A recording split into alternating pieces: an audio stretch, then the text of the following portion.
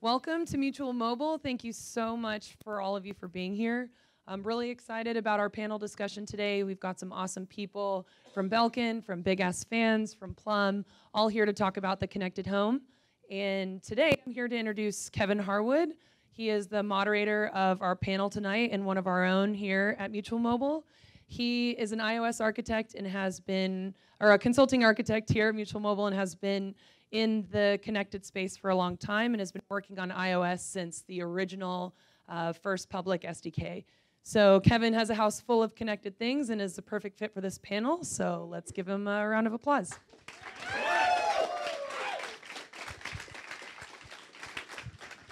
Thank you very much, Tracy. So first of all, just welcome to Mutual Mobile. We're so glad we could have you up here to our space tonight. We're really excited to talk about the connected home in our first ever Tech Table Live event. For those who don't know, Tech Table is a podcast we do here at Mutual Mobile where we put engineers and designers and product people into a room and just talk about the latest technology and how it's affecting consumers.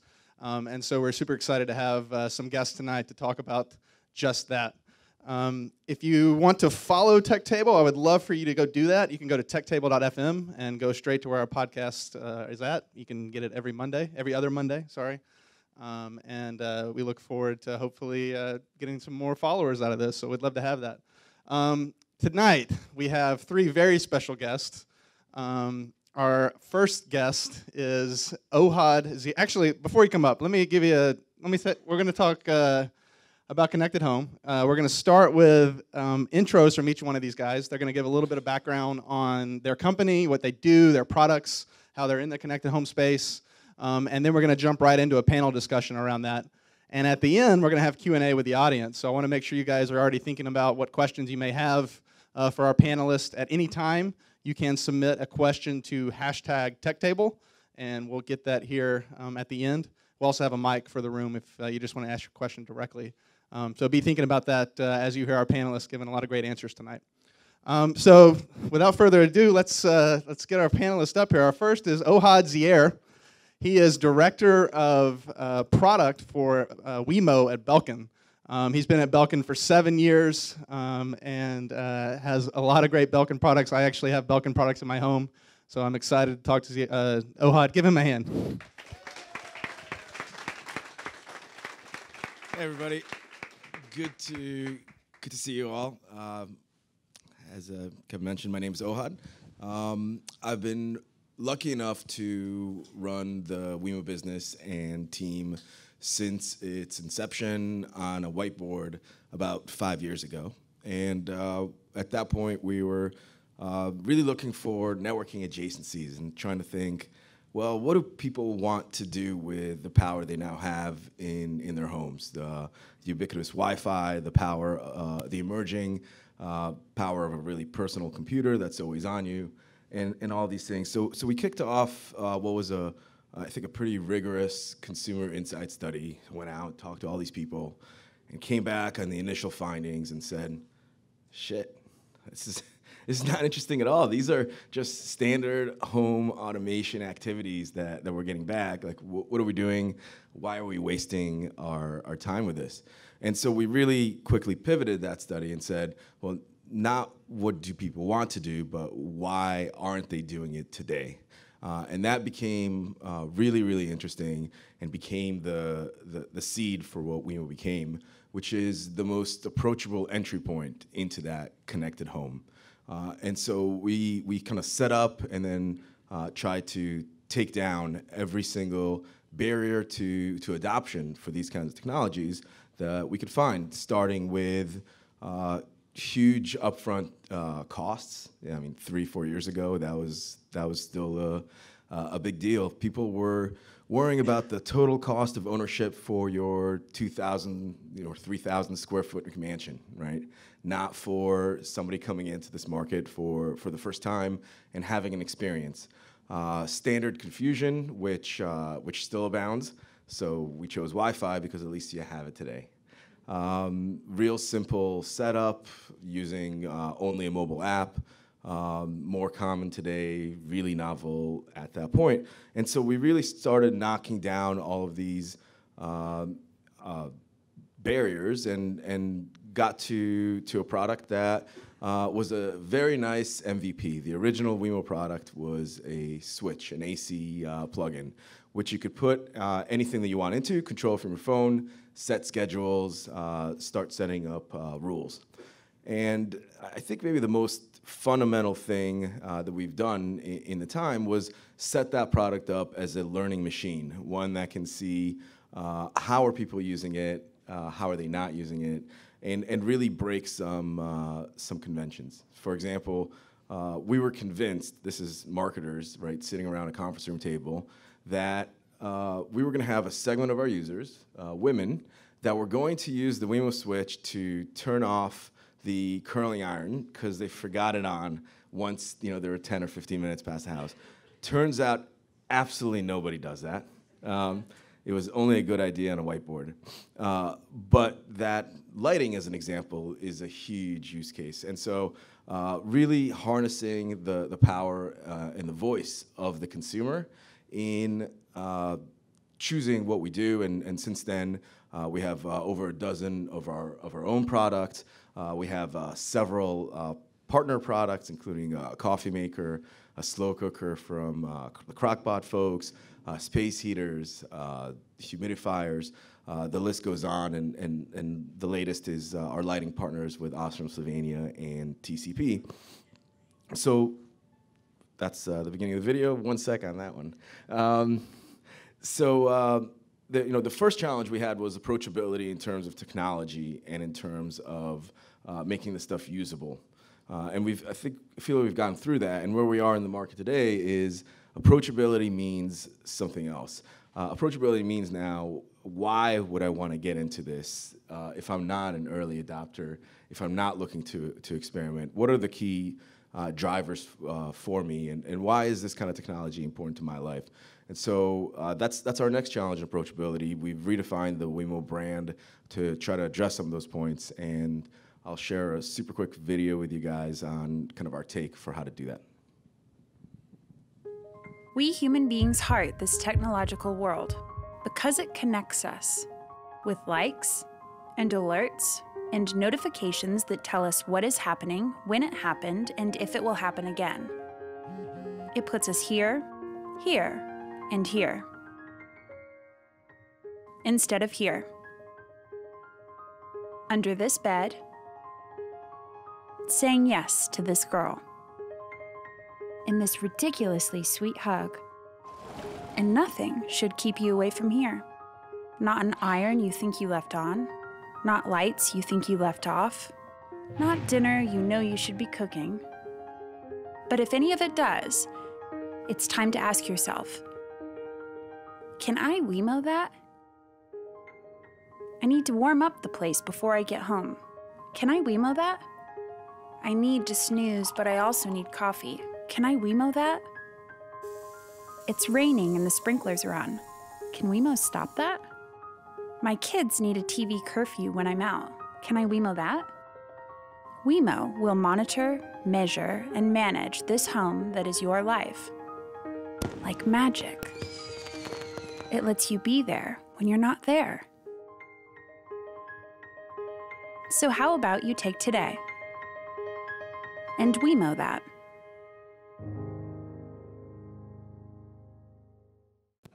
At the end of the day, I don't know anybody that woke up and said, I feel really disconnected from my home. I'm going to go out and get a connected home. But all of us within our life have these specific pain points, these specific issues that are really, really personal to us. The key to these kinds of technologies is identifying those use cases and making them real. So putting the benefit in front. I know that's kind of classic marketing, but we forget it when we're this far in front of a new technology. The WeMo brand is about really helping identifying these kinds of moments and helping you solve through that or to WeMo that. But with the kind of ultimate goal of actually leaving you more engaged rather than less engaged with your present life, because you're not distracted by the notifications, by the need to control, by removing yourself ultimately from that equation and having your surroundings really adapt to you. So looking forward to a great panel discussion today. Thanks. Thanks, Ohad.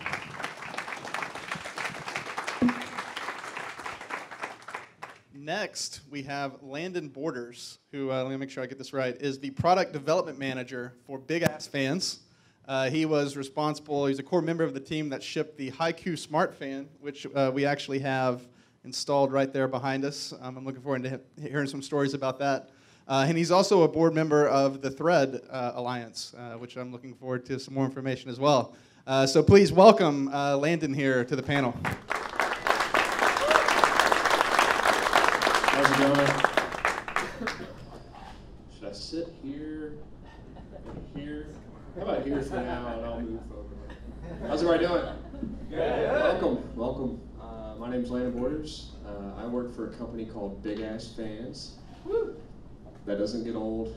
I enjoy saying that. That is our Haiku fan back there with Sense Me. We had a very interesting path to where we are today. We started off in 1999 as HVLS company, high volume, low speed fan company. And we were selling primarily to the agricultural industry, trying to keep cows cool. Turns out when they're cool, they produce a lot more milk. So return on investment made a whole lot of sense when we started selling tons of fans. People said, hey, that's great, I want one of those in my commercial space. So we started making commercial fans, and well, folks started putting our commercial fans into their homes, and well, next thing you know, we have a Haiku. But when we launched Haiku, it was the holds top 15 spots on Energy Star. It's one of the most energy efficient products out there, beautiful product. But we realized that there was something more that we needed to do. We needed to make it smart. You know, pole chains have been around. Fans haven't changed for over 100 years. Same shit you have on your ceiling, and it sucks since God knows when. But so we took this beautiful fan, we made it smart, and so that's when we introduced Sense Me last year. So anyway, that's a little bit about our company. We make light kits. We have big ass lights now. We are direct sales, so we know who all of our customers are, which is kind of unique. Anyway, I'm an engineer by trade, but I've always been a product guy, and so that's a little bit about me and my company. Looking forward to talking to you guys today.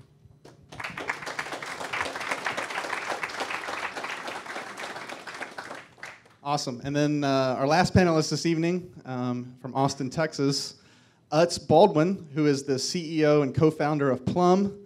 He's been around the home industry for quite a while, so I'll let you tell them all about your history. Please welcome Utz to the stage. I'm gonna stand for a minute because I know I'll be sitting for a while, and I'm too much of a high energy guy to sit right now. My name is Utz, spelled U-T-Z. I think my parents were heavy drinkers, but if anybody in the room can think of a joke that I haven't heard using my name, I'll give you $5. I am the Chief Executive Officer and founder of Plum. We are an Austin-based consumer startup in the IoT space. We're a team of 13, North Lamar, doors open, so if you like what we talk about, come on by and we'll be happy to show you a full demo of our product and let you meet the team. We love to have a good time. So what is Plum? Well, we build an intelligent light switch or intelligent dimmer. We've completely reimagined the light switch. Think about it, it's the very first thing you reach for in the morning when you get up. It's the last thing you interact with before you go to bed. In fact, it's the most used device in a home today. A busy household can interact with lights dozens, if not hundreds of times a day.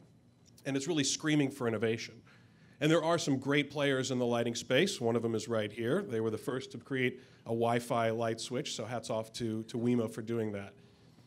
But lighting control systems have been around for years. In fact, I want to ask everybody a question. How many people in the room have been hearing the term smart house or home automation for 5 years or more? Okay, and how many of you have a fully automated home? Right, I didn't think so. Right. But these systems have been around for over 2 decades. In fact, the home automation industry is worth about $14 billion a year annually. So very wealthy people are spending money on the connected home, but it's costing them tens, if not hundreds of thousands of dollars because it's still very complicated, often requiring some central processor, custom installation, and the worst part is custom programming. Right? The industry is bound and determined to reinvent the wheel at every single address. It's just not a model that can scale, right? But I've also seen scores of companies come and go trying to grasp the golden ring to cross the chasm, and it still hasn't happened. Why? Right? And that's something that I hope that we talk about today. Why haven't we moved further than we could have? But today, you can add intelligence and connectivity to a device for a few dollars. So we are about to see an exponential growth in connected home technologies that can reach more people, which is very exciting. The light pad is very simple. You simply remove your dumb light switch and install our light pad. It fits into a standard North American wall box using the same wire, but that's about where the similarities end. You download our free app, and to provision this onto your Wi-Fi network, you have to answer two questions. What room did I just install that dimmer in, and what do I want to call it? From there, it automatically joins your network, and you can immediately control this device directly from your smartphone while you're at home or away.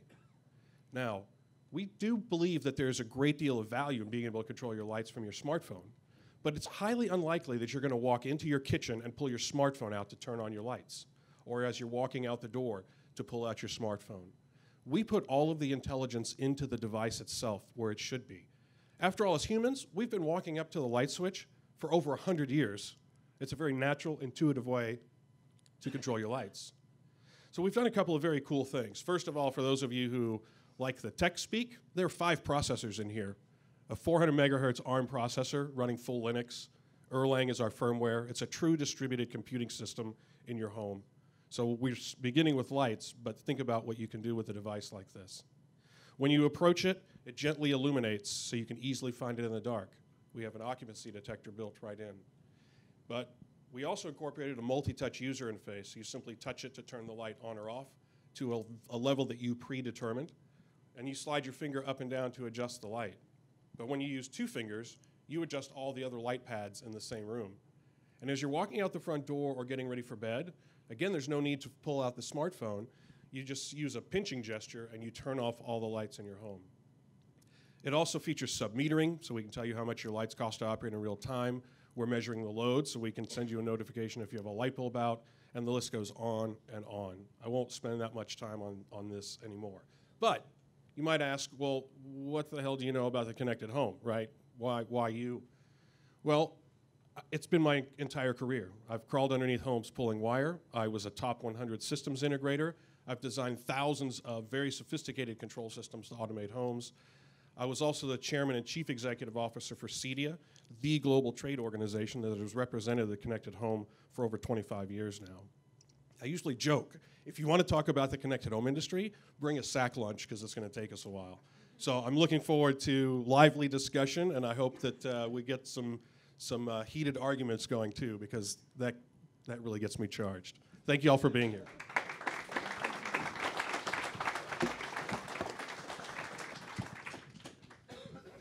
All right, well, let's just get straight to it. I appreciate all those intros, and I think you all touched on some topics that we want to maybe dig into more here this evening. But to start, Ohad, let's talk about the state of the union of the connected home. It's 2015. Where are we at? I mean, the one-word answer is frothy. Right? It's a frothy, noisy IoT world out there today, where really the buzz generated internally is actually far outpaces the rate of mainstream consumer adoption. That's at least what we're kind of seeing out there, and there's, I guess the word hurdles keep on coming up, but there are a few of them out there.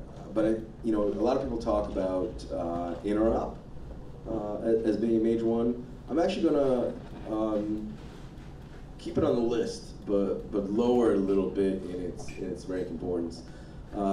Interop is important when I have the desire to marry multiple technologies from multiple brands together in a holistic system.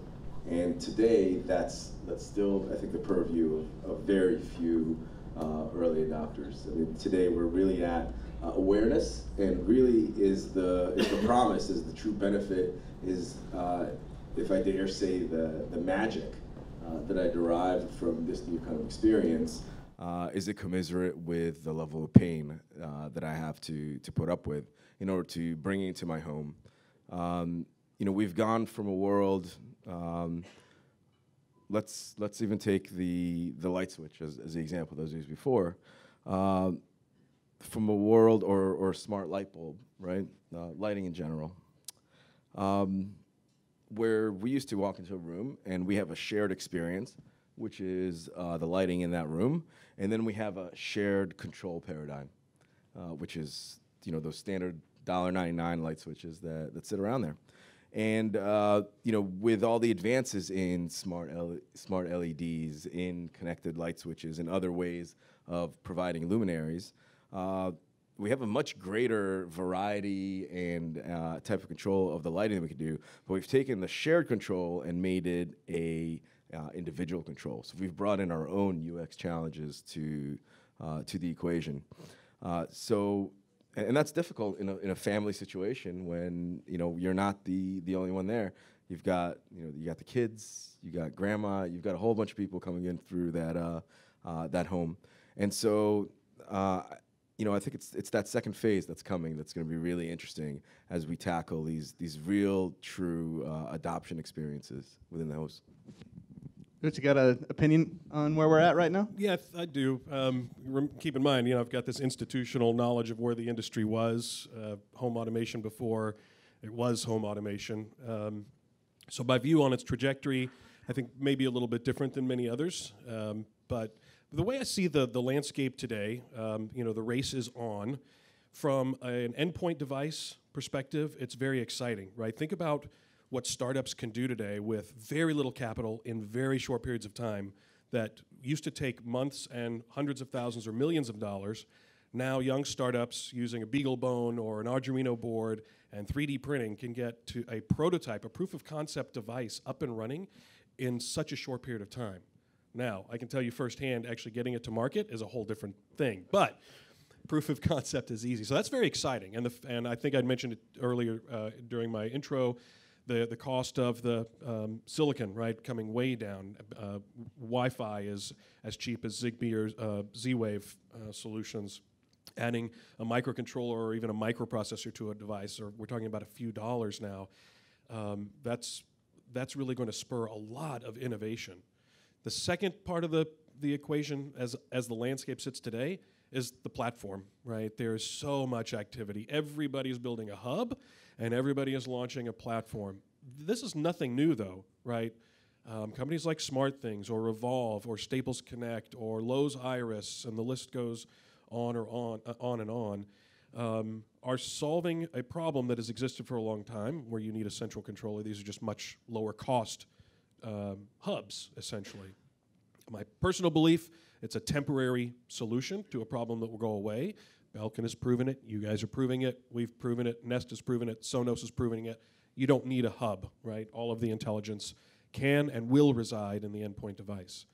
That space, though, is probably the noise. Then the third is really the noise itself, the press, the amount of activity. So I'm sitting on this panel. I'm on another IoT panel while I'm here. My partner, Glenn Birchers, was on an IoT panel today. If you went to CES, it was the theme of CES. Obviously, somebody like myself who's been in the industry for a long time, I'm like a kid in a candy store going, oh my God, everybody's talking about my industry now. But be cautious, right? Everybody's promised a connected home for several decades. Verizon's made 3 attempts at this space. Motorola's made 2 or 3 acquisitions over the past decade, but nobody's delivered from the top down. I believe it's a more bottoms-up approach, but just be careful when you hear things out there about platforms. It's not as easy as it sounds. There's still interoperability issues. There's still closed ecosystems out there, and it's going to take the market a while to really flush out. But ultimately, the consumer drives the demand, which is why products like ours are beginning to really take hold. Yeah, so we're starting to talk about some barriers here. You mentioned interoperability. I guess maybe Landon, like, what is your viewpoint? What is the biggest barrier right now for the connected home? What's keeping consumers from jumping right in and having a connected home experience? I think that's easy. I think it's just confusion, consumer confusion. What are these products doing for me, right? I think you have a lot of folks, early adopters like myself. There's a lot of exciting products out there that you can go and on their own. They do a couple of neat things, but at the end of the day, I think about my wife, for instance, and she walks into a retail store and there's all these really cool products, whiz bang things. But what are they actually doing for her? Like, people have a tendency to solve their problems these days in real time, right?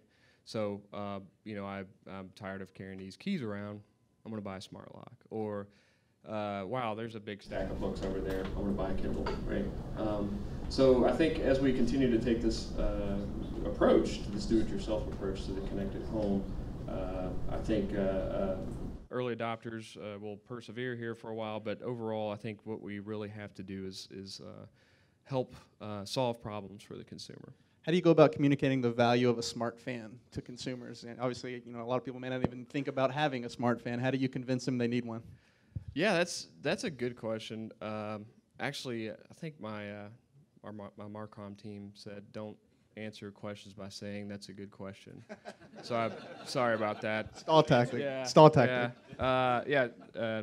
Anyway, well, for us, we start with just the product, right? So. For us, it's about getting the product right, and we value industrial design, and we value energy conservation, and obviously we're doing work for you, right? So we want to make you comfortable, and I'm pretty sure that's why this fellow's posted up back here. He's kind of okay, maybe not. But then so there we are. We're saving you energy. We're making you comfortable. But what else can we do, right? Obviously we've done some integration with Nest, right? So it's just for us, it just makes sense. You're working with another intelligent device in your home to save energy and maintain comfort, right? So you save on average, you bump your thermostat up a degree, it saves you 5% on your energy costs.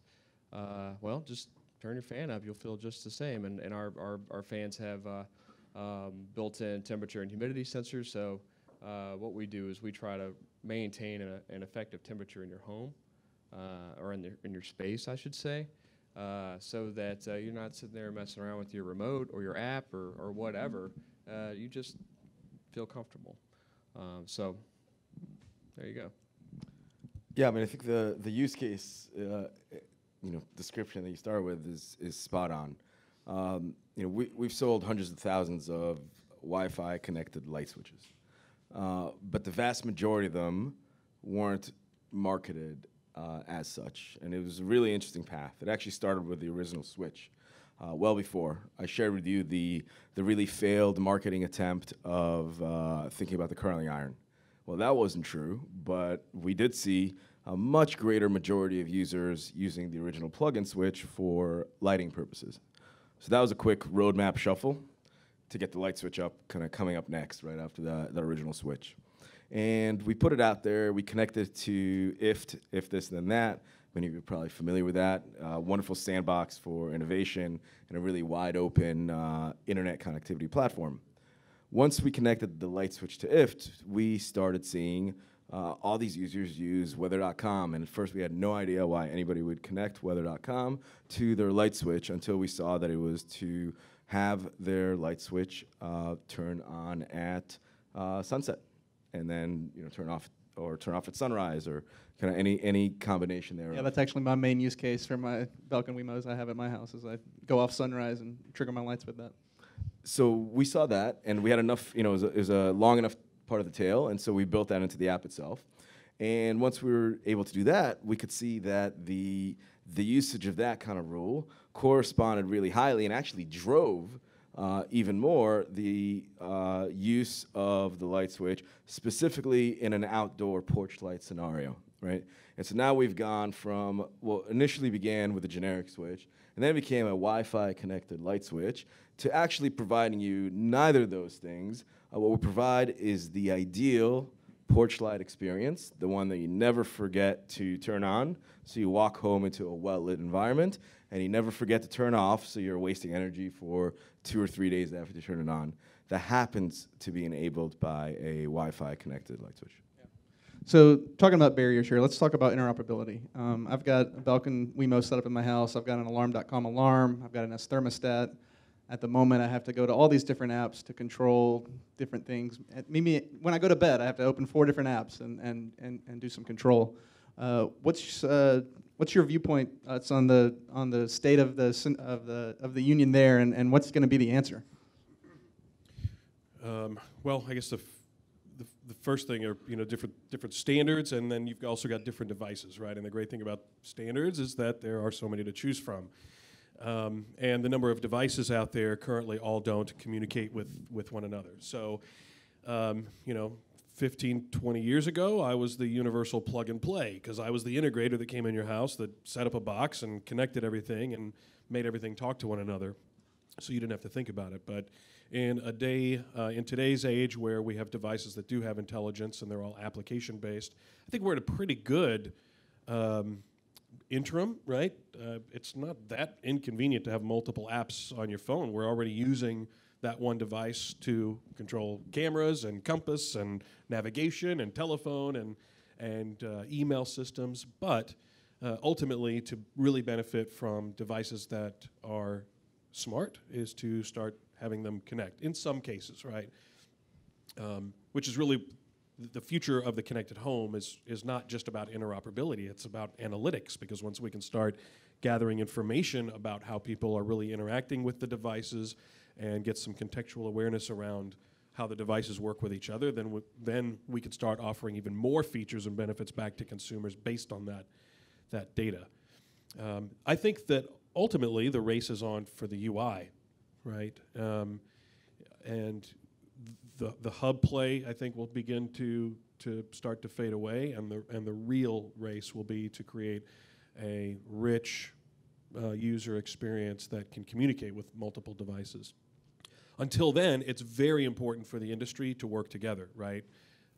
At Plum, we absolutely, without question, believe in an open Internet of Things. We will fully publish our API, both server side and device side. So if there's an integrator that wants to connect our device to a legacy Control4 or Crestron system, so be it, right?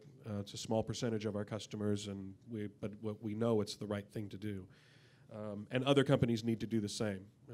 Work together to share open APIs. IFT is a great way to start offering some of that interoperability. But I don't complain right now if I've got to move from my Nest app to my Plum app to make changes. But eventually, you'll see it on one. Yeah, it'll add up over time. The more vendors you install in your house, maybe 3 or 4 apps aren't bad. But when I go to bed and maybe need to control 10 things, that might get to the point where it's out of hand. I'm interested to hear each of your thoughts on what the answer is going to be to bring those things together. Is it something like HomeKit from Apple? Is it something like Thread? Are neither of those the answers, and why? Landon, you want to take that one? Yeah, that's a great question. No, we this is a Wi-Fi connected product back there, and we're obviously involved with Thread and have partnerships with Nest. But we think about it a little differently at our company. I think what people will, maybe I'm thinking out too far ahead, but I think ultimately people will start thinking about how devices work together as groups or an ecosystem of things. So for instance, our products and our partners, we're really just kind of focused on comfort, and we're focused on energy conservation, and that's our little ecosystem, right? And I think people think that way. They think about, there's a security ecosystem, or maybe this is my lighting ecosystem. I think when we talk about interoperability and we talk about Thread, or we talk about open applications, I don't think the customer really cares ultimately. I think they just want it to work. I think it will work itself out. Boy, I wish I knew how it was going to end, but I don't. But I think as long as for us anyway, we take this approach of thinking about our product in this particular ecosystem, this niche that we work in, I think it will work itself out in the end.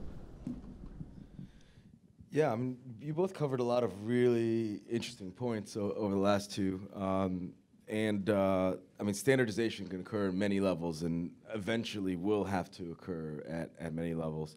So, you know, we talked about the radios, and there's definitely an ongoing, I guess, unknown out there as to who will win in the low power radio wars. You know, I mean, in some ways, I'd love to see low power Wi-Fi do that, because then it will work with infrastructure we already have in our homes. But there's other great technologies out there. Each has their own kind of advantages and disadvantages. And we will unify at some point, and then that multi-radio hub that it's referred to will be long gone and forgotten. And then there's kind of the next layer, which is what we're really starting to see about control and informing, right? So how do we get two products that can control each other and inform each other? But if you think about that from, I guess, a more real-life analogy of, you know, I travel to Hong Kong often, and I go to a diner there, and I can order food by pointing at a picture on the wall, and that food comes, and that's the equivalent level of intelligence of kind of a simple control and sensing between two types of systems. To really get to, I think, the benefits that we're all thinking about, which is real analytics-based, anticipatory systems, the level of dialogue that has to occur, I really have to know Mandarin at that point, right? It's a much greater level of nuance in order to exchange not just control and sensing, but to exchange logic, to avoid conflicts and rules. And that's the big nut to crack. That's the kind of the virtual cycle I think will be created as, you know, as we are able to connect these systems, as we're able to create magical experiences through that kind of interconnection. We will have enough magic, we will have produced enough magic to bring mainstream on, which will drive further standardization and so on. So I want to get an answer a little bit here. So I threw out HomeKit. Some people may accuse me of being an Apple fanboy, but I'm interested in hearing you guys' opinion on, can Apple do what other companies have not been able to do, which is actually bring these companies to the table, agree on a standard, and start shipping a lot of products that can start talking to each other? Do you believe that's going to happen, or do you believe that there's maybe some other factors at play that may prevent that from happening? And as a user, I see the WWDC demo last year where you talk to Siri and you say, Siri, I'm going to bed, and the locks and the thermostat goes down and the fan turns on and the lights dim. That seems like a really powerful experience, but do you believe that's real? Are we almost there? Is that going to be the key that kind of leads consumers, you know, jumping into a connected home? Well, Apple can do anything they want. I want to, I think, expand, and I'm going to answer that question too. I think that the three of us are in agreement that the standardization will sort itself out. I mean, history has proven that. Sometimes it's through, you know, the free market, private enterprise, and capitalism, and, you know, VHS won over Betamax simply because of a battle between manufacturers. Sometimes, like Bluetooth, through a consortium of, you know, 30 manufacturers together, and sometimes it's standards bodies that are created by groups like the CEA, Consumer Electronics Association, or CEDIA, or Infocom, or a number of other organizations. So, of course, they will continue to evolve, and until then, we'll just have disparate systems that somehow have to be integrated in other ways, like IFT or through other methods. I think the question is you're asking, right, is who's in a position to win, or who's winning? I don't think anybody's winning today.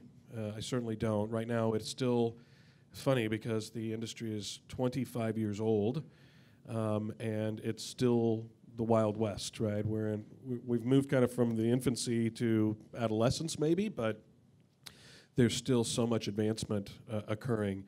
So folks that are trying to build these platforms and standards, certainly Apple is a contender, right? Because they have done an incredible job in owning ecosystem and in user experience. So I do consider them to be a quite viable contender in this space long term. The issue, though, that a company like Apple may have is in incorporating HomeKit, and we do have it in our device. We put the HomeKit chip in there. We just don't know if we're ready to support it. But it would have been foolish not to stick it in there, obviously. Once you connect a device to HomeKit, they own the ecosystem, right? They collect the data. So if I just want to be an endpoint device manufacturer making hardware that's going to be commoditized anyway, all right, then I'm all for joining HomeKit. But as I mentioned earlier, the future of the connected home is really about analytics, right? We're ultimately a software company, not a hardware company. We built the LightPad so that we would not be dependent on our hardware to make the real magic happen. Our dimmer is contextually aware and situationally aware of its surroundings. So we're able to determine whether IP devices you have or have leader election and so forth. And in that case, you just don't need that type of a standard platform. The standard that's won already is IP, right? So once you're communicating over IP, everything's fine. So I don't think that there's a clear leader today, but obviously Google and Apple have very deep pockets, and they both have interest in the space. I don't think Verizon's going to win. I don't think, unfortunately, companies like Lowe's, Iris is going to win, or Staples Connect, but they're all good, new, revolutionary type products that are bringing the cost of home automation down considerably from where it was a few years ago. Anyone else have any thoughts on HomeKit? Let me. For drinks later. For drinks later. All right. I like that answer. What about managing partnerships in this space? Maybe we'll start with Ohad. You already mentioned that there's a couple of companies you're partnering with. How do you go about trying to determine what companies you want to associate with, but also know that maybe you've got products that maybe encroach on that space? How do you navigate the waters here of a partnership interop ecosystem? Yeah, I mean, from a partner point of view, we frankly have well more interest than we're able to actually, execute on, right? And so there's let me separate into two camps. First, there's the partners that we're deeply embedded with, folks like Mr. Coffee or Holmes or Oster Sylvania. And there's a lot of those coming into, unfortunately, many of the ones that we hear from, really the CEO woke up and said, I was reading the Wall Street Journal, and I saw there's this thing called the IoT. What's our strategy, right? And so a whole bunch of people get up in the morning and say, we got to get ourselves a connected strategy and go out and try to do a project. That's not the right reason to get into a business. What we look for in our partners there is the desire. There's a very specific desire. They come in, first of all, with real consumer insights about what it is that they want to get done. And the common thread that we've noticed after kind of the second or third is that they all have this cultural desire to have an ongoing conversation with the consumer. Because a lot of this, whether you're a light bulb manufacturer, or you make coffee makers, or even legacy Belkin of old, it's stack them high and let them fly. Right, you do your best job of gathering consumer insights and marketing insights, doing all the tests through the product development process. You launch a thing, you put it out there, and you measure success by whether people buy it, whether they call you to complain about it, whether they return it, or whether they repurchase your brand 2 or 3 years later. And that world is gone today, right? The real power is that ongoing conversation. Is understanding how people are using your products to make their experience better and to develop better experiences in the future.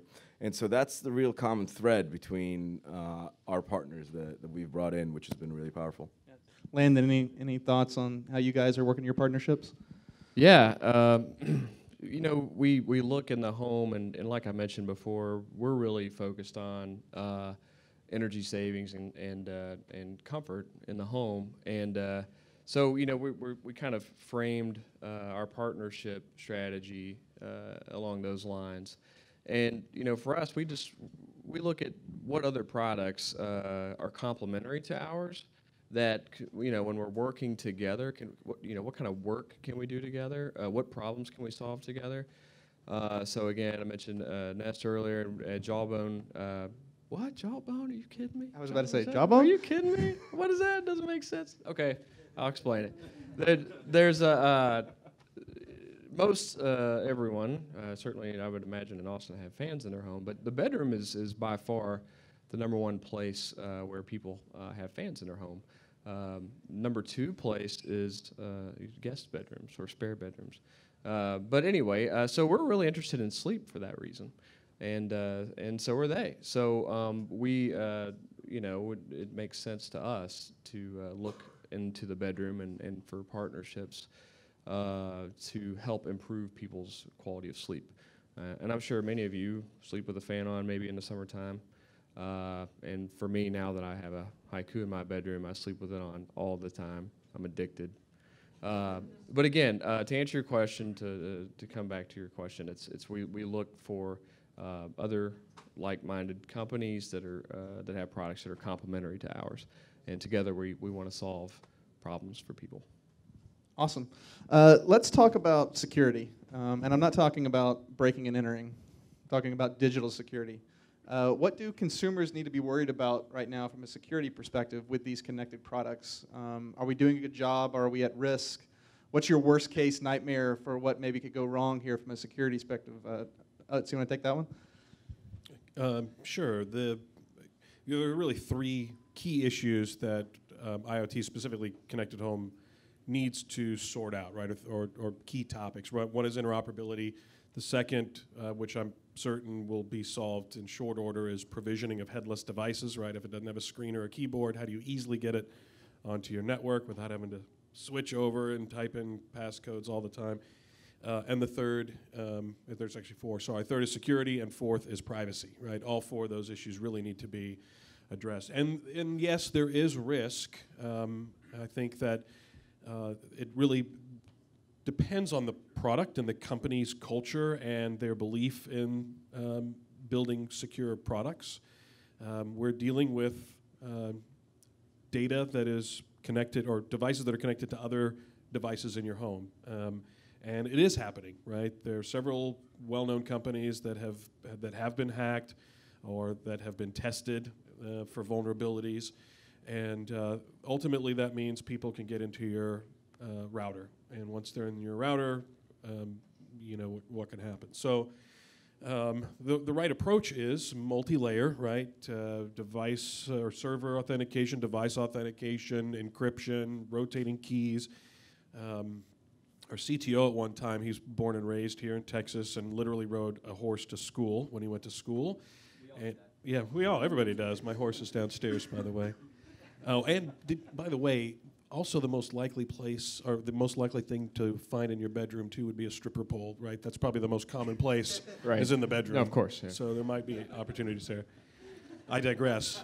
My point, though, is that he said that when he was riding to school on his horse, then he's going through the field. If there was some prickly pear, that might not stop him, but if there's some brush and some mesquite, you know, he might decide to take another path. And that's the idea behind having multiple locks on your front door. The thief is just going to move on to the next door, right? If they really want to get past, they can. Great thing is there are a couple of cool startups. There's one called Red Balloon. They went through the Microsoft Ventures IoT Connected Home Accelerator recently, and they have the ability to embed antivirus into the firmware of devices. Pretty unique concept, and it essentially buys a company 6 to 12 months of time to continuously stay ahead of the game. And I think things like that are going to be a very important part of IoT and connected homes' future. Ohad, what do you think from Belkin's perspective? What do you have on the security angle? Well, I mean, obviously, what was just described are really solid best practices, right? And so we all need to follow them. We obviously take it very, very seriously because there's a lot of credibility on the line, a lot of consumer trust, and somebody somewhere will mess up royally, and it won't be pretty, right? It won't be pretty for any of us when that happens, because that casts a big shadow. You know, in addition to what we can do in terms of best practices, you know, our best strategy is to provide our products out there early to white hats and let them go at it, knowing that there will be vulnerabilities and knowing that they'll divulge them in the right way, and we can you know, patch them, fix them, and move on as soon as possible. Awesome. Landon, any thoughts from Big Ass Fans? I mean, I think these guys nailed it. I don't have much to add. Great. So how do you guys measure success in the connected home space? What does success actually mean for each of your companies? Ohad, you want to start? Yeah, I mean, this is actually, I don't know how, it's not that specific to the connected home space. There's a stat called Net Promoter Score, right? How likely are you to recommend this to a friend or family? And if we do well on that, we're going to have a wonderful, thriving business where, yeah, that's really it. It's really simple. Landon, what about Big Ass Fans? For us, it, you know, it starts with the customer and ends with the customer. You know, customer satisfaction is number one for us. But at the end of the day, we want to sell products, and we want to sell more of them. So I'd say sales is definitely a metric that we look at in the connected space. And I think so long as we continue to solve these problems for our customers and make their lives better, then we'll reap the benefits. Utz? Well, the stuff's just got to work, right? It's got to be easy. Adding complexity to technology, you know, it leads to frustration. Frustration leads to abandonment. Abandonment leads to feeling that you got absolutely zero value and you wasted your money. So it's going to mean a little bit different to different people, right? Different stakeholders. Obviously, as a manufacturer, a product maker, we want to have, you know, elated customers, fanatical early customers, right? That's the only chance that we have as a company to build a big consumer brand, is to make sure that, you know, those of you here who pre-order one or order one when we begin to ship, that we knock your socks off, right? And that's what it really boils down to. It has to serve a real purpose. It has to add value to your life, and it can't frustrate you to connect it. My mother's turning 80 soon, next month, and she purchased and installed her own Nest thermostat.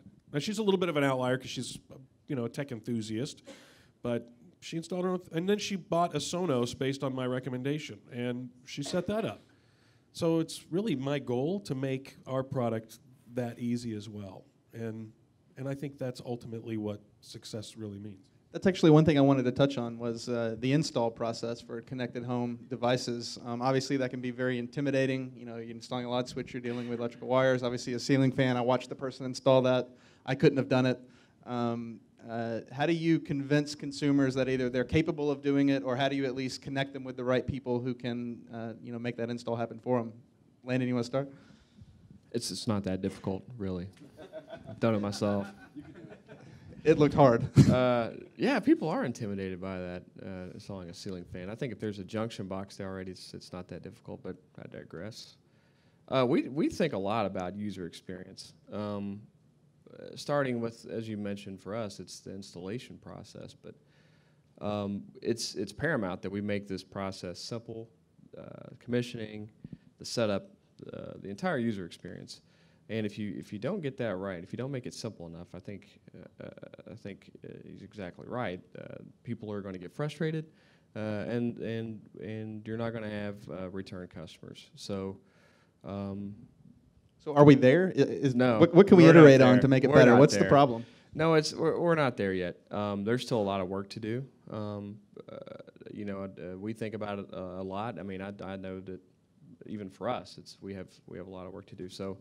I think that's something that you'll see companies like ours really focusing on to make that simpler. I think the industry in general has to simplify that. Ohad, you got an opinion from Belkin?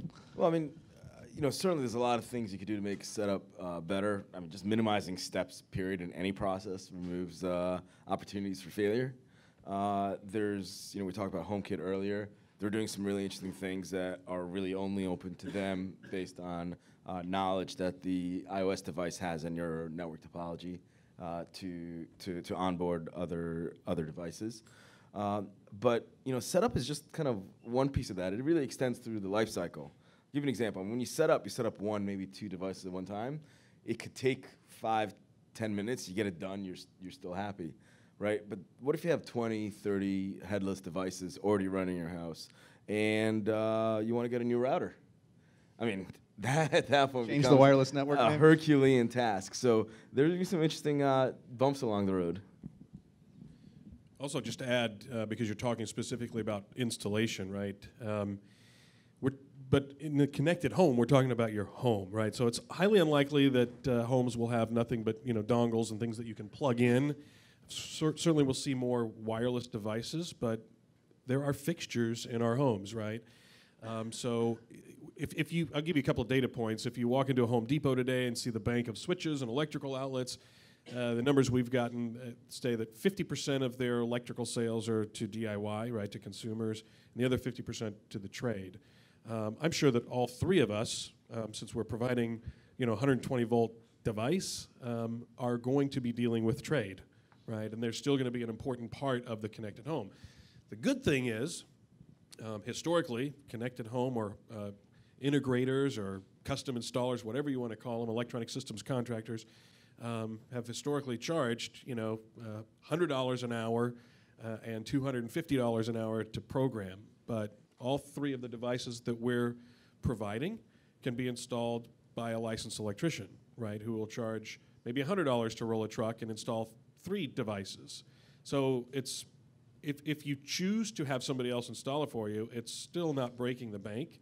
Of course, you could clean your own pool. Many of us choose not to. You could install your own light switch, but we know that some people may feel a bit apprehensive because it's 120 volts. But it is actually easier to install a light switch than it is a thermostat. Fewer wires, North American code, they're color-coded, versus the multitude of wires you might find in a thermostat. Yeah. Ohad, what areas of the connected home do you think aren't getting a lot of talk right now, but maybe there's a big use case, a big application for devices to really penetrate and make a difference for consumers? They're not really thinking about it. Maybe they think about light bulbs, they think about thermostats, but what else is out there that maybe is not getting a lot of talk that has potential to be really big? Yeah, I mean, that is a great question. Well, you've seen the stats, right? Whether you believe 30 billion, 40 billion, 50 billion connected devices, right? And the fact is, there's not enough light bulbs, thermostats, or light switches out there to get close to a fraction of that number. And so we're actually talking about a much more fundamental sweep of connected devices. Forget home automation, just everything in the home will have some connectivity for some reason at that point. So that extends, so let's call that the kind of the second tier of connected devices. And then, I like to extend that to the third and think about almost every consumable that we have today, whether that's household cleaners or whether that's food items, will not necessarily be connected themselves, though some portion, through a scan code or some other identification will be connected in some way by another device as they're consumed. And that's the true power here. I think that's really the true revolution as well, is when connectivity hits some of these multi-billion dollars legacy industries in a way that we haven't thought of before. Well, you're right. We have connected cows, so it's not unlikely that we have cooled by ceiling fans. That's right. So it's certainly not unlikely that the things that you put in your refrigerator or pull out can be tracked, and many of us have heard about those things. But also think about it. We're talking about a home, right? It's got walls, it's got ceilings and floors and textiles. So think a few years down the road, right? It's Georgia Pacific, it's Pella Windows, it's Carrier. We will see technology proliferate further and further into the home, and it's not unimaginable within a few short years we will see intelligent building material, right? A wall, a stud hanger that can detect a load imbalance, or moisture sensors that are simply embedded into a bottom plate in a wall. it will permeate everywhere. Water sensors. Now, sensors is probably will be the most prolific devices we will see in the home, and that's really what most of the big companies are talking about when they're talking about 20 billion devices by 2025. It's still many more than there are people, which is a bit scary, but great at the same time. So I'm excited about that. Right, the Pella starts to ship intelligent windows. Obviously, the white goods manufacturers, appliances, many of them have had an IP-enabled device for a number of years now. They just didn't know what the hell to do with it. But that's starting to change now, right? It will be ubiquitous at some point, and your home will be able to provide much more data than it does now, so you can make better decisions. And the IoT accelerator at Microsoft, there's one company called Wallflower. It's a great example. They've got a device that connects to the back of your stove that will automatically shut it off or notify you if it's been turned on. Kitchen fires are the #1 cause of home fires, and it's the largest claim payout of all insurance companies. So clearly, USAA and AmFam and all the big insurance companies are quite interested in technologies like that because it'll help reduce loss in the home, and obviously could potentially save lives. Really exciting time. I mean, yeah, and you started touching on the last question I wanted to ask here before we get to the audience questions, and that is, 5 years from now, what specifically is in your connected home that's not there today? Landon, I guess we'll start with you. Let's see, 5 years from now, I guess that's when Skynet turns on. So what's going to be in the home then that's not there today? What are you going to install in the next 5 years that's not there today? That's a great question. I don't know. One of the things that I've thought about that I would really like to have, so maybe that's how I answer the question is, I've heard people talk about a smart refrigerator, and I think you kind of hit on it, or I'm sorry, you hit on it, with the maybe the consumables would have some sort of RFID or some kind of near-field communications device, but I would love to have a refrigerator that told me what I could cook for dinner, based upon the items that were in it. And they could create a shopping list for me. So I think that's something I would like to see in my home, personally. That's actually a better phrase of the question. Let's ask that same question to Ohad this time. So two areas. One of them, and I think we'll see proliferation. I think it's actually the next phase. That's referred to a battle for the user interface earlier on in the panel. And that will evolve to natural user interfaces where they're voice or video and gesture.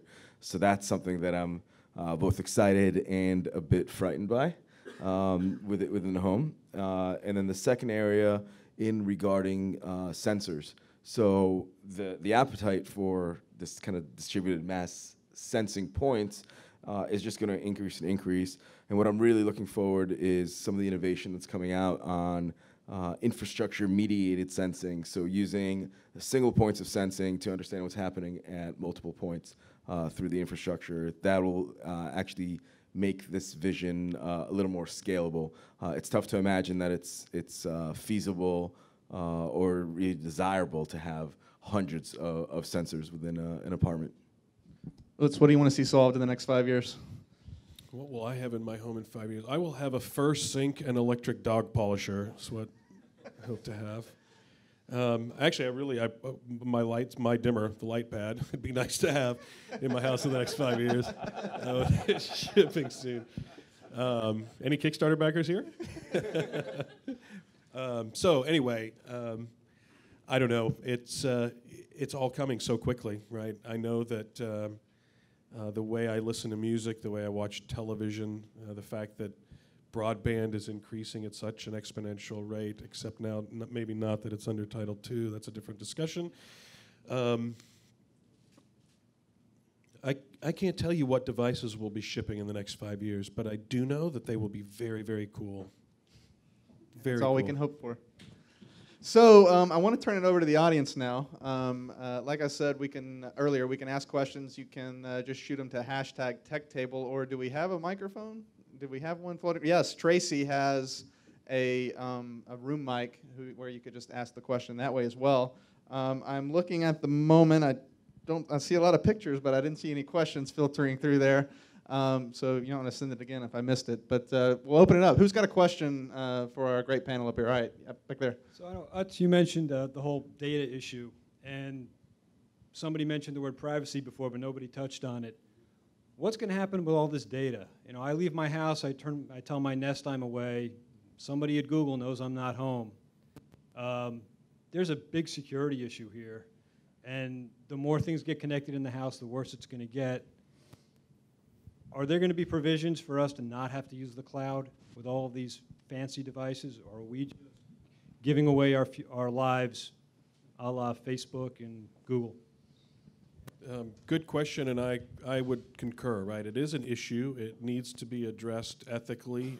There are legalities around it, right? A company that collects data cannot share data about an individual, but there are ways to aggregate, right, and create value for a company through the aggregation of anonymous data. The right approach is to be upfront and allow you to opt out, right? Our device, for instance, has sub-metering. There's a benefit to that because if we collect your energy usage data, we can report that energy usage data back to you in an aggregate form, right, to say, hey, your kitchen lights are costing you 30% more this month over last, and offer ways to help save money, or that a home your size, right, compared to other home sizes. But you need to be able to opt out or opt in, whichever way you want to look at it. And it's my responsibility as the provider of that service to simply tell you, right, if you opt out, these are the things that you won't have access to. You brought up a very good point about the connection to the server, right, because most Internet of Things devices today are dependent on the server because the device itself doesn't have enough intelligence to run without offloading that compute power. We take a slightly different approach, right? A 400 megahertz, 32-bit processor, crap load of memory, everything can happen right there. And we know that there will be people that say, I don't want my device talking to your server, but I still want to be able to use it. Okay, right? Connect it to your smart things or connect it to your, your own homemade hub and create your own port and have at it, right? It's just the nature of the beast. The majority of consumers, I believe, however, will take the easy route, right? We've been doing it for years, right? We sign electronically at the checkout. How many times do you click the link when you know you shouldn't have? It happens. We live in a society today where we don't appreciate performance anymore. We just expect it, and it's all about being faster, quicker and convenience. My kids stand in front of the microwave saying, come on, I don't have all minute. They don't care what the effect or ramifications of the technology is. They just want it quickly. But I respect that position, and manufacturers should consider it. Any other privacy comments? I think we had another question up front from Sarah. Landon, you talked a lot about your partnership with Nest. I don't know. It's on. We're on. You're on. I'm on. You're on. Landon, you talked about your partnership with Nest. As we move into this integrated space with other partners, other sort of firms that are creating these connected homes, there's a value in there. There's a value save. How are you educating the not the early adopters after you've jumped the chasm? So the mid adopters, the late adopters. How are you educating those on that value save? For us, it's easy for us to describe the value in partnerships through when we're talking about energy savings. We can communicate that back to the customer. And again, we're selling a solution to a problem. People are uncomfortable. They're hot. They're cold. You're selling a solution, not a product, really. What other questions do we have for the guys up here? Got everyone up here? Oh, right there in the back. Hi. You touched on sensors earlier, and it seems like my perspective is that there's a limited number of things that we really want something to take over and control, right? Lights and AC, and you've hit most of those things already. But the sensor data is really what's going to make it really powerful, right? Once you have the context, whether it's voice control, whether we have enough, and many people don't have those sensors in the house now, so that seems like that's the next big step. You guys have, and I know the shout out, I know WeMo has a product coming out sometime this year maybe, that they've been working on for a while. That'll do some of that stuff, the single point stuff, so that's really cool. You guys see that, expanding quickly, sensor data? And I'll tag on a really unrelated question, but there seems to be two approaches that are kind of coming out now to home automation. I know Nest has this really careful, selected, one thing at a time. We pick partners that work, do really one thing well, interesting together. And then there's kind of like, the stereotypical, here's a bunch of devices, let's see what we can do with them. You guys have any broad thoughts on that? I mean, I guess on the first question, obviously, sensors, big fan of. And the more data, the better. We don't even know how we're going to use it yet, but there will be fantastic things to do with it. On the second question, really clearly aligned with the fewer, more hero devices. I mean, the proliferation of devices, kind of at the lowest common denominator of connectivity, is kind of what's been wrong with the industry for 25 years. It's not why it's taken off over the last 3 or 4. The reason we are in adolescence is through more curated experiences, whether that's a Nest, a Hue, or a WeMo. Some of those platform type, you're right, multiple devices, systems may gain a little bit better traction if they didn't charge a monthly fee, right? I think the recurring revenue model is simply not going to work today. Maybe down the road when you can add real value, but just being able to access a device when you're, a block away from home, who cares? It doesn't have a lot of value to pay a monthly fee for that. And I will say that I too believe in the same model. And there was something that Tony Fadell had said quite a long time ago, and he kind of coined that with the thoughtful things. They've got a thoughtful things fund through Google Ventures and Kleiner Perkins, but it is about creating devices that truly make a difference. I think I said it before, so I won't beat a dead horse. I think we had one up here. Yeah, I'm curious about kind of what exploration has been done into new home construction. I know you guys have all kind of talked about consumers and selling into existing homes and adapting, but what opportunity is there for the market in terms of reaching contractors or developers and really maybe approaching this in terms of new homes and building these homes ready to go so that when they're purchased, they're fully connected? So the question was new construction. What's your guys' take on tackling that market and essentially having a connected home from the beginning? What's your strategy for approaching that? Ohad? Well, we don't have a strategy for approaching that. I know Honeywell's a very good partner of yours, and if they were here, they certainly would, right? They have that very wide distributor network that works with the home builders. It's philosophically, it's interesting. It better work darn well if I'm going to move to a new home and have that. Otherwise, that's a very interesting. I never thought of it in this way, but that's a very personal choice of what kind of system I want to walk into. And that's kind of like getting some clothes in your wardrobe and being asked to wear them when you buy a new home. So yeah, I don't know how that'll be unless these experiences are so consistent and I guess expected.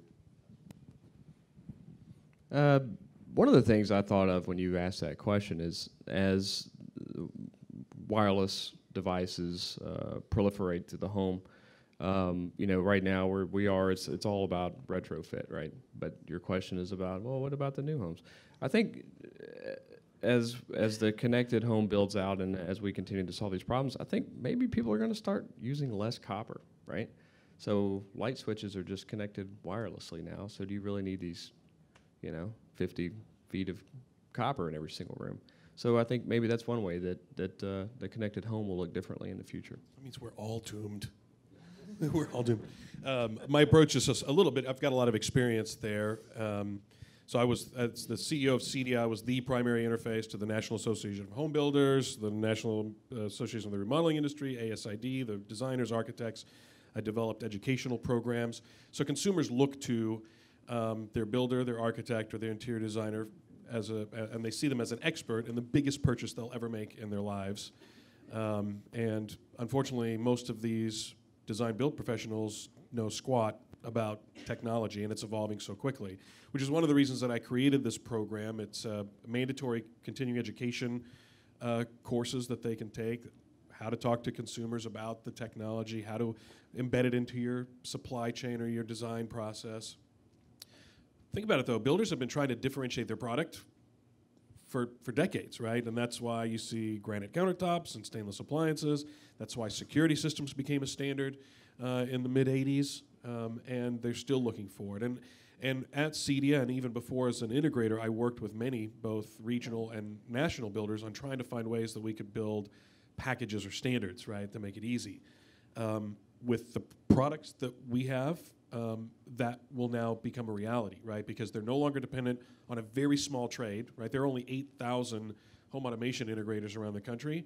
There are 500,000 independent electrical contractors in the U.S. So it opens their doors to be able to roll more trucks, do more homes. A small integrator can't pre-wire 2,000 homes a year when, you know, that's what KB Homes or Technical Olympic USA or any number of the big builders do. So now what they can do is they can offer, right, 3 light switches, never come home to a dark house concept, and allow the consumer to experience that. In the past, it was too complicated, and they were too dependent on a small trade, and most of the time they were getting a lot of service calls. But ceiling fan, perfect fit for an environment like that, and intelligent lighting and electrical products and others also make perfect sense. Yeah, actually, super quick, the KB Home reference made me think of this. I mean, KB Homes as an organization is very interested in building low carbon footprint homes, even kind of zero, net zero type homes. And so they are looking into technologies that at the end of the day, should be acceptable to the consumer, but are meant to be whether electricity or water effective and efficient. And so they are kind of adopting into some of these. I've got one question on Twitter, and then maybe we'll take one more from the audience. Logan Thompson wants to know, a lot of smart devices use Bluetooth, which can sometimes be fickle. Is Bluetooth the answer for short-range communication, or does something else need to come along to actually bridge that gap and make it reliable? You guys have any thoughts? I think I'll take this question.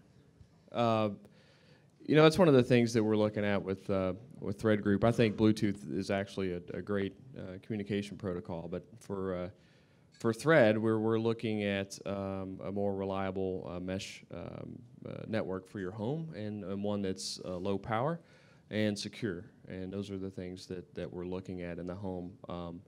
I think what we were talking about earlier around back is it appears that this connected home space, the protocols have all converged on IP, which is good. That's a small victory, and I think Thread is a great technology for this space. So again, this is my position, personal belief. Our money is being placed on Bluetooth. I think it will become the adopted, winning standard for low-power wireless. I think that there's enough momentum. Now, the connected home did adopt Zigbee and Z-Wave technologies much earlier, primarily because the utility companies brought it in with smart meters. But it does require a bridge or a hub, which adds complexity, right? You have one more device now that you've got to use to communicate with these things. And if you look around at the ecosystem, right, every wearable, every health device, door locks, they're all using Bluetooth. Our device is using Bluetooth low energy. In fact, our firmware engineers are able to triangulate your position if you've got your phone in your pocket or if you're wearing a Fitbit, right? We can start detecting traffic patterns with it because it's a very robust, intelligent networking device. And we're also members of the mesh, Bluetooth mesh special interest group, so we support it. Yeah, I mean, I'm looking forward to developments in both Thread, which is, I guess, an evolution of Zigbee in some ways, as well as Bluetooth. But I mean, Bluetooth does require a hub today in order to get outside the home, and so that is an adoption barrier, right? And if it gets integrated, and there are chipsets that are coming out that are integrated, so you could say that some of the costs of Bluetooth are going away. Today, the only frictionless protocol out there is Wi-Fi, because we all have it. That said, low-power Wi-Fi is not there yet, and so there's a heck of a lot of places in the home that it just can't go. From a company point of view, we're agnostic to which one wins. Would love to see one win as soon as possible. That'd be great clarity. All right, we'll take one more question, and then we'll go get some more drinks. Is it? Okay.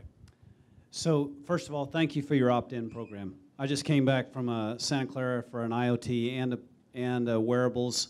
Even the security guys didn't want to give up the all-or-nothing approach because there's so much money involved with it. So I hope that becomes a standard. My question is, it sounds like you, Landon, came from a commercial application and went to a residential, whereas you two are going from residential, and I don't know if it's going to go to commercial. Building has always had a real divide between commercial, industrial, and then the homeowners and the consumers. Is this something that's going to stay that way? And when you design products, are you designing these products for two different industries, or do you think it's actually going to be combined into one, which I would think would be the holy grail of a product?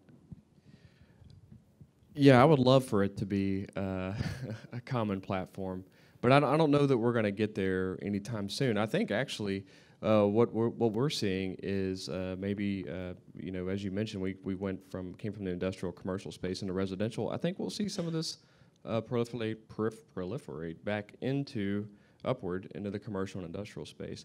But I do think probably for the foreseeable future they'll be different.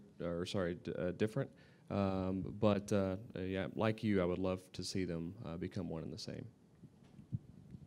Yeah, I don't see them combining. I mean, some people say that each home has a CEO in it, but even still, you know, just the buyer profile, the consumer profile, the decision making is so different between those two worlds. You know, not that I know the facility side very well, but you have a facilities manager, you have a purchasing manager, you have a multi-layered purchase and different considerations that come into the process. And the user is that facilities manager as well as the people that have to be in the building. That's very different from kind of the, call it the home owner operator model. I think too, you've got different building codes, right? Commercial spaces. You know, my device would have to have a plenum rated jumpers coming out of the back of it. Don't need that in residential. There's a cost difference. The technology, however, right? I've seen for years, right? Sister association of CEDIA is Infocom, and they've been doing commercial integration for decades as well. And I've seen over the years a lot of the technology being used in both spaces, right? Crestron, AMX, Control4 have always gone back and forth. But those are black box items that sit in a closet. Those things are going to go away eventually. So you're really dealing too with style, aesthetic, and industrial design. Probably more important in home than commercial, and functionality, things like security, especially we're dealing with networking products that need to be much more robust in a commercial facility. So good thing, technologies I think we'll see in both, but I don't think we'll see a lot of specific product for both. All right, and with that, we're going to wrap it up. Let's give our panelists a round of applause.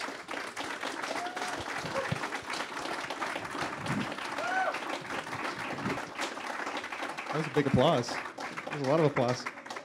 Appreciate everyone coming. We're gonna keep pouring drinks for quite a while, so feel free to stay. They're gonna hang around for a little bit if you want to grab them for some other questions. You can find their companies here on Twitter if you want to interact with those and ask some more questions. Did I miss anything? Anything else? We good? All right, that's it. Thanks for coming. Appreciate it. Have a great South by.